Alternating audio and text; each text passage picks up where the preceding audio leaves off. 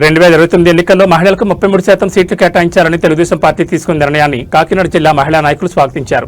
MLC Karri Padmashri, మాజీ MLA పెళ్లి Ananthalakshmi Satyanarayana Murthy, TDP రాష్ట్ర అధికార ప్రతినిధి సుంకర పావని, రాష్ట్ర కార్యదర్శి వనమాడి సుస్మిత, ఉమాశంకర్ తదితరులు ఎన్టీఆర్ విగ్రహానికి పూలమాలలు వేసి నివాళులర్పించారు. ఈ సందర్భంగా వారు మాట్లాడుతూ మహిళా సాధికారతకు టీడీపీ కట్టుబడి ఉందని, మహిళలు నిర్ణయాలు తీసుకునే స్థాయికి రావాలనే ఉద్దేశంతో ఈ నిర్ణయం తీసుకున్నట్టు తెలిపారు. మంత్రి నారా లోకేష్ మహానాడులో ప్రవేశపెట్టిన ఈ తీర్మానాన్ని ముఖ్యమంత్రి చంద్రబాబు నాయుడు ఆమోదించడం అభినందనీయమన్నారు.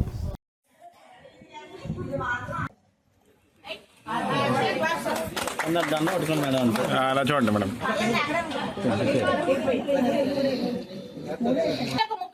రిజర్వేషన్ ఇచ్చిన లోకేష్ అన్న గారికి, మహిళలకు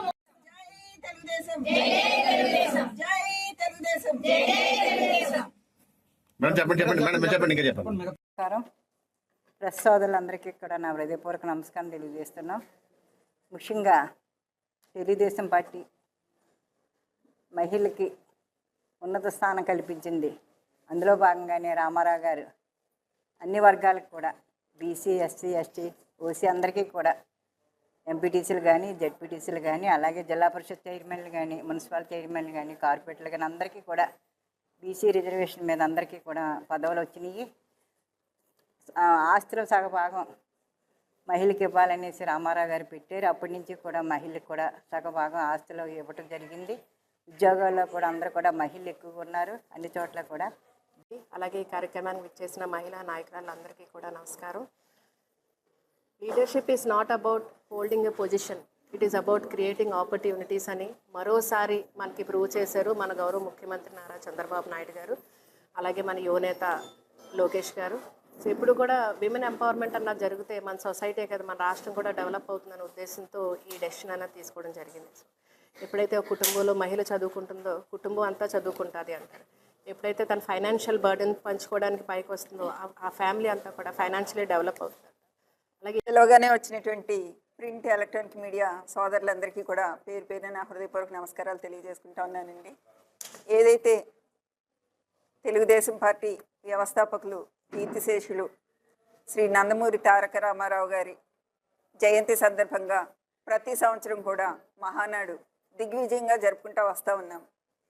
అదేవిధంగా ఈ సంవత్సరం చేసుకున్న మహానాడులో భాగంగా మరి మహిళల కోసం ప్రత్యేకంగా 33% సార్వత్రిక ఎన్నికల్లో రిజర్వేషన్ ఇస్తా అని చెప్పి ఇవ్వాలి అని చెప్పి లోకేష్ బాబు గారు నిర్ణయించడం, దాన్ని వెంటనే మన గౌరవ ముఖ్యమంత్రి వర్యులు విజనరీ లీడర్ అయినటువంటి చంద్రబాబు నాయుడు గారు ఆమోదించడం కూడా చాలా హర్షించదగిన విషయం.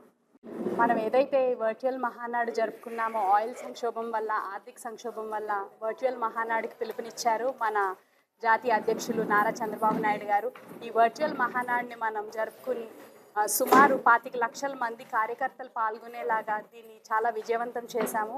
ఈ మహానాడులో స్త్రీ శక్తి థీమ్తో ఈ మహానాడు జరిగింది. ఈ మహానాడు వేదికగా మా మహిళలకు 33% చట్టసభల్లో అవకాశం కల్పించడానికి తీర్మానం చేశారు లోకేష్ గారు. దాన్ని మన నారా చంద్రబాబు నాయుడు గారు ఆమోదించారు. విమెన్ రిజర్వేషన్ బిల్ పార్లమెంట్ అక్కడ సెంట్రల్లో పాస్ అవ్వకపోయినప్పటికీ కూడా దాన్ని ఇక్కడ మన తెలుగుదేశం పార్టీ ఆమోదించింది. దీని ద్వారా మహిళలకు చాలా మంచి అవకాశాలు దొరుకుతాయి. ఒక మహిళ అభివృద్ధి చెందితే సమాజం అభివృద్ధి చెందుతుంది, కుటుంబం అభివృద్ధి చెందుతుంది. ఆ కుటుంబం అదేవిధంగా మీడియా మిత్రులందరికీ నా ధన్యవాదాలు తెలియజేస్తున్నాను.